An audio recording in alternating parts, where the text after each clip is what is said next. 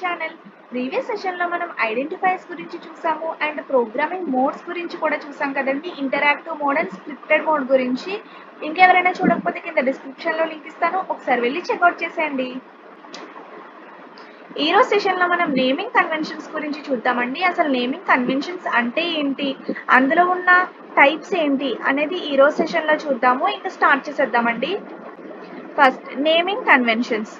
Naming చూడండి, ఇక్కడ naming conventions in Python refers to rules and guidelines for naming variables, functions, classes and other entities in our code. అంటే ఏంటంటే naming conventions అంటే rules, guidelines.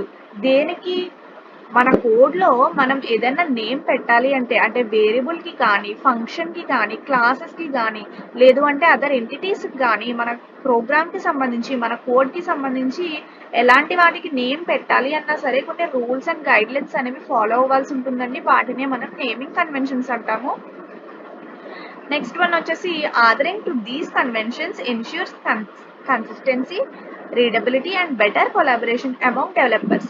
ఇవి ఎందుకు అంటే మన కోడ్ అనేది కన్సిస్టెన్సీగా ఉండాలి, రీడబిలిటీగా ఉండాలి అండ్ డెవలపర్స్తో మనకి గుడ్ కొలాబరేషన్ అనేది ఉండాలి అనే దానికోసం ఇది నేమింగ్ కన్వెన్షన్స్ అనేవి మనం యూజ్ చేస్తామండి. అయితే పైథాన్లో నేమింగ్ కన్వెన్షన్స్ ఏంటి అని అంటే modules, variables, classes and exceptions. ఈ నాలుగిటి గురించి మనం ఒక్కొక్కటి విడివిడిగా చూద్దామండి. ఫస్ట్ వన్ వచ్చేసి మాడ్యూల్స్. చూడండి, modules in Python are files containing Python definitions and statements. మనకి పైథాన్లో మాడ్యూల్ అంటే ఏంటంటే ఫైల్స్ అనమాట. ఈ ఫైల్స్లో మనకి ఏముంటాయి అంటే పైథాన్కి సంబంధించిన డెఫినిషన్స్, స్టేట్మెంట్స్ ఉంటాయి. డెఫినిషన్స్ అండ్ స్టేట్మెంట్స్ టుగెదర్ కొలాబరేషన్నే మనం ఫైల్ కింద స్టోర్ చేసుకుంటాం కదండి. ఈ ఫైల్స్నే మనం మాడ్యూల్స్ అంటాం అనమాట. Next, when naming a module use lowercase letters and underscore making it descriptive but concise.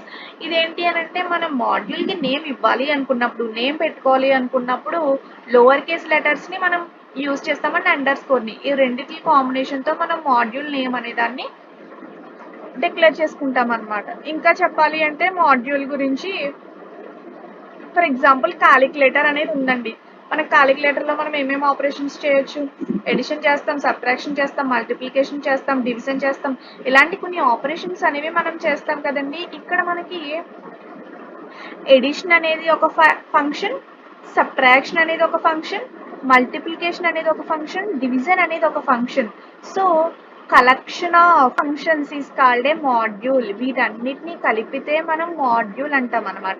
ఈ మాడ్యూల్ అనేది ఇది సేవ్ చేసి పెట్టుకున్నాం అనుకోండి ఫైల్ కింద, అది మళ్ళీ మనం కోడ్ ఎప్పుడైనా సరే, ఎప్పుడు కోడ్ రాయాలి అనుకున్నా సరే మన కోడ్లో మన మాడ్యూల్ని ఇంక్లూడ్ చేసుకోవడానికి అంటే రీయూజ్ చేసుకోవడానికి మాడ్యూల్స్ అనేవి క్రియేట్ చేసుకోవడం జరుగుద్ది. అర్థమైందని అనుకుంటున్నానండి. నెక్స్ట్ ఒక ప్రోగ్రామ్ చూద్దాము.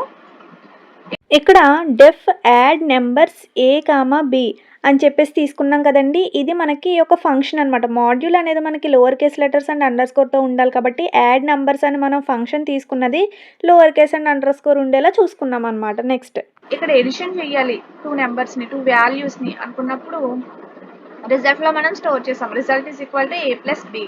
Next printf the sum is రిజల్ట్లో మనకి ఏదైతే వాల్యూ ఉంటుందో అది ప్రింట్ అవ్వాలి. నెక్స్ట్ రిటర్న్ రిజల్ట్ ఏ వాల్యూ ఉందో దానికి మనకి రిజల్ట్ రిటర్న్ అయిపోవాలి ఆ వాల్యూ అని చెప్పి స్టేట్మెంట్ ఇచ్చాం. ఇక్కడతో ఇది ఎడిషన్ ఆపరేషన్ అయింది. నెక్స్ట్ మళ్ళీ మనం సబ్ట్రాక్షన్ కూడా ఇచ్చాం. Def subtract number A comma B, result is equal to A minus B, print of the difference is result, return result. ఇలా మనం స్టేట్మెంట్ అనేది ఇచ్చాము. Add result is equal to A add numbers 5, 3, subtract result is equal to subtract numbers 5, 3. ఇక్కడ చూసినట్టయితే addition అనే function తీసుకున్నాం and subtraction అనే function తీసుకున్నాం. Collection of functions is a module కాబట్టి ఇది మాడ్యూల్కి సంబంధించిన ఎగ్జాంపుల్ అండి. నెక్స్ట్ వన్ వచ్చేసి వేరియబుల్స్. వేరియబుల్స్ అంటే మనకు తెలిసిందే 2 టైప్స్ ఉంటాయి, global variables and local variables అని చెప్పేసి. గ్లోబల్ వేరియబుల్ అనేది ఎలా ఉంటుంది అంటే మనకి పైథాన్లో తీసుకుంటే అప్పర్ కేస్ లెటర్స్లో ఉంటుంది with under score separating words మధ్యలో మనం స్పేస్ ఇవ్వడం కాకుండా ఓడికి మధ్యలో మనం అండర్ స్కోర్ అనేది ఇస్తామన్నమాట. Next, while local variable should follow the same convention as functions. మనకి ఫంక్షన్స్ లానే లోకల్ వేరియబుల్స్ కూడా లోవర్ కేస్ లెటర్స్ నే ఫాలో అవుతాయి. లోవర్ కేస్ లెటర్స్ ఉంటాయి, మధ్యలో ఓడికి మధ్యలో స్పేస్ కాకుండా అండర్ స్కోర్ అనేది మనం యూజ్ చేయడం జరుగుద్ది. Next, demonstrating consistency in naming conventions enhance code readability and maintainability, contributing to A more robust and organised code base. అంటే ఏంటంటే మనం నేమింగ్ కన్వెన్షన్స్ ఏం చెప్తాయి, కన్సిస్టెన్సీగా ఉండాలి మన కోడ్ అనేది, రీడబిలిటీగా ఉండాలి అండ్ మెయింటైన్ చేయగలగాలి మనం. అంటే దీనివల్ల ఏమవుతుంది, కోడ్ బేస్ అనేది ఆర్గనైజ్ చేయడం కోసం కానీ ఆర్గనైజ్ చేయడానికి అండ్ స్ట్రాంగ్గా ఉంటుంది అనమాట. రాబస్ట్ మీన్స్ స్ట్రాంగ్, మోర్ స్ట్రాంగ్గా ఉంటుంది అని చెప్తాము. నెక్స్ట్ దీనికి సంబంధించిన ఎగ్జాంపుల్ చూద్దామండి. ఫస్ట్ మనం గ్లోబల్ వేరియబుల్ని డిక్లేర్ చేసుకున్నాం. Global variable is equal to 10 అని చెప్పి. నెక్స్ట్ ఇక్కడ ఒక ఫంక్షన్ అనే దాన్ని డిక్లేర్ చేసుకున్నాం, డెఫ్ ఎగ్జాంపుల్ ఫంక్షన్ అనేది. నెక్స్ట్ లోకల్ వేరియబుల్ 5 అని ఇచ్చాము. ప్రింట్ మనకి global variable plus local variable అవ్వాలి.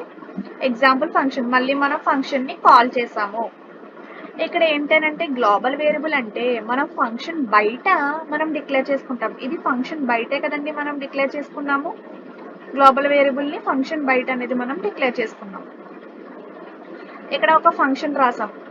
నెక్స్ట్ లోకల్ వేరియబుల్ని డిక్లేర్ చేసాం. ఈ లోకల్ వేరియబుల్ అనేది ఓన్లీ ఫంక్షన్ ఇన్సైడ్ మనం డిక్లేర్ చేసుకుంటాం. Local variable and global variables కూడా గ్లోబల్ వేరియబుల్స్ గురించి కూడా నేను వీడియో చేశానండి, మన ఛానల్లో ఉంటాయి. ఒకసారి ఎవరికైనా తెలియకపోతే ఒకసారి వెళ్ళి చెక్అవుట్ చేసేయండి.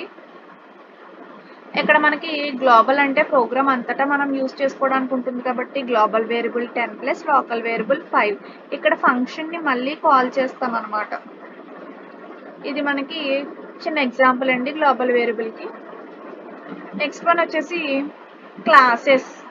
ఈ క్లాసెస్ అంటే ఏంటి అని అంటే పైథాన్లో మనకి క్లాసెస్ అనే దాన్ని డిఫైన్ చేయాలి అనుకున్నప్పుడు క్యామిల్ వర్డ్స్ అంటాం. క్యామిల్ కేస్ అంటే ఏంటంటే ఫస్ట్,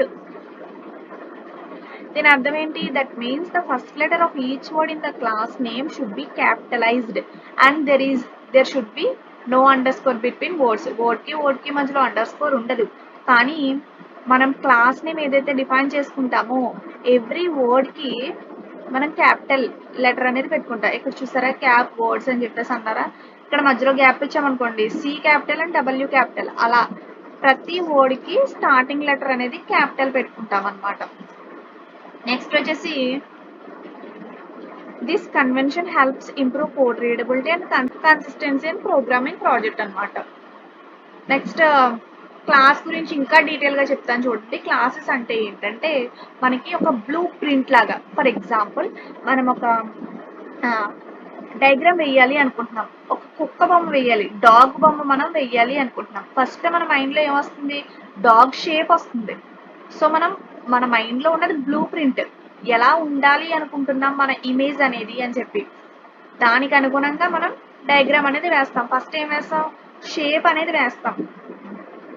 మనం ఏం వెయ్యాలి అనుకుంటున్నాము అనేది క్లాస్ అవుతుందండి. అర్థమైందా మీకు? మనం ఏం చెయ్యాలి అనుకుంటున్నాం, ఇమేజ్ డ్రాయింగ్ ఇవ్వాలి అనుకుంటున్నాం, కుక్క బొమ్మ, అది క్లాస్ అవుతుంది. నెక్స్ట్ ఏంటంటే ఆ డాగ్ అనేది ఏ కలర్లో ఉంటుంది, ఎంత హైట్ ఉంటుంది, దాని ఐ కలర్ ఎలా ఉంటుంది, ఇవన్నీ కూడా ప్రాపర్టీస్ అనమాట. అంటే కుక్కలన్నీ ఒకలా ఉండవు కదండి, షేప్ అయితే ఒకలా ఉండొచ్చు కానీ మనకి అందులో ప్రాపర్టీస్ అనేవి చేంజ్ అయిపోతాయి. అంటే ఇక్కడ చూడండి, చూపిస్తాను క్లియర్గా. మనకి డాగ్ అనేది ఒక క్లాస్ అవుతుంది కదా, ఇందులో మనకి ప్రాపర్టీస్ ఏముంటాయి, నేమ్ ఏం పెట్టాలి, కలర్ ఏంటి, ఐ కలర్ ఏంటి, హైట్ ఎంత, లెంత్ ఎంత, ఇవన్నీ కూడా దాని యొక్క ప్రాపర్టీస్. ఇప్పుడు నేమ్ మెథడ్ ఏంటంటే నేమ్ని పెట్టాలనుకున్నప్పుడు get name, get colour, get eye colour, height, come here, ఇలా మనం ఇందులో ఉండేవి మెథడ్స్ అవుతాయి అన్నమాట. ఇది క్లాస్ అవుతుంది. దీనికి బ్లూ ప్రింట్, ఇది బ్లూ ప్రింట్ ఎలా ఉండాలి అని మన ఇమాజినేషన్ డయాగ్రామ్. ఇది మనం గీసిన బొమ్మ ఏదైతే ఉంటుందో అది ఆబ్జెక్ట్ అన్నమాట. సేమ్ దీనికి కూడా మనం నేమ్ ప్రాపర్టీస్ సేమ్ ఉంటాయి, మెథడ్స్ సేమే ఉంటాయి. మన ఇమాజినేషన్ ని బట్టి మనం డయాగ్రామ్ వేస్తాం కాబట్టి బ్లూ ప్రింట్ నే మనం క్లాస్ అంటాము. అర్థమైందండి? ఓకే కదా. నెక్స్ట్ క్లాస్ అంటే ఇదండి. నెక్స్ట్ వచ్చేసి మనకి ఎక్సెప్షన్స్ అండి. Exceptions in Python is a way to manage error that అక్కర్ during program execution. అంటే ఏంటంటే మనం థౌజండ్స్ ఆఫ్ కోడ్ అనేది రాసాం అనుకోండి, మధ్యలో మనం ఎక్కడో ఒక దగ్గర మిస్టేక్ రాసాం, అది కంపైల్ టైం ఎర్రర్ కాదు, అంటే కంపైల్ చేసినప్పుడు వచ్చిన ఎర్రర్ కాదు, కోడ్ ఎర్రర్ కాదు, అది మన టైప్ చేసినప్పుడే, మనం కోడ్ రాసినప్పుడే ఒక చిన్న మిస్టేక్ రాసాం. అలాంటప్పుడు మన కోడ్ ఫర్ ఎగ్జాంపుల్ మనకి థౌజండ్స్ ఆఫ్ కోడ్ ఉందనుకోండి, 500 ప్లేస్లో మనకి 500 లైన్లో మనకి ఎక్సెప్షన్ వచ్చింది. బై మిస్టేక్ మనం ఎర్రర్ అనేది నోట్ చేసాం, మిస్టేక్ అనేది నోట్ చేసాం. అప్పుడు ఏమవుతుంది, 500 లైన్ దగ్గరే మన ప్రోగ్రామ్ అనేది ఎగ్జిక్యూషన్ అయిపోతుంది. అలా అవ్వకూడదు. ఎక్కడైతే మిస్టేక్ వచ్చిందో ఆ లైన్ని స్కిప్ చేసి నెక్స్ట్ లైన్స్ అనేవి కంటిన్యూ అవ్వాలి, కంటిన్యూ ఎగ్జిక్యూషన్ అవ్వాలి అనుకున్నప్పుడు మనం ఇచ్చేదే ఎక్సెప్షన్ హ్యాండ్లింగ్ అండి, ఎక్సెప్షన్స్ అన్నమాట. Exception in Python is a way to manage error. ఎర్రర్ని మేనేజ్ చేయడం కోసం మనం ఇచ్చేదే ఎక్సెప్షన్స్ అన్నమాట. డ్యూరింగ్ ప్రోగ్రామ్ ఎగ్జిక్యూషన్లో ఎర్రర్ని మేనేజ్ చేసేదే ఎర్రర్ ఎక్సెప్షన్.